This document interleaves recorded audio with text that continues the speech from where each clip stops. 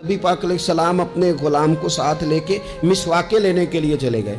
उस शख्स ने दरख्त पे चढ़ के एक की टहनी से 2 मिसवाके तोड़ ली। तो एक मिसवाक सीधी है जरा, एक थोड़ी सी टेढ़ी है। मेरे रसूल पाक सल्लल्लाहु ताला अलैहि वसल्लम ने जो सोच उम्मत को दी और जिस अंदाज में तरबियत फरमाई, बज़ाहिर ये एक सादी सी बात है, भाई मिसवाक ही है ना, क्या टेढ़ी मिसवाक दांतों में चलने के काबिल नहीं होती? एक की टहनी से तोड़ी गई है, जायका दोनों का एक जैसा ही है। और उस गुलाम ने ला के दोनों हुजूर की बारगाह में पेश कर दी। करीम महबूब अलैहिस्सलाम ने क्या किया, हुजूर ने वो जो टेढ़ी मिसवाक थी ना, टेढ़ी, वो खुद रख ली और जो सीधी मिसवाक थी वो गुलाम के हाथ में थमा दी।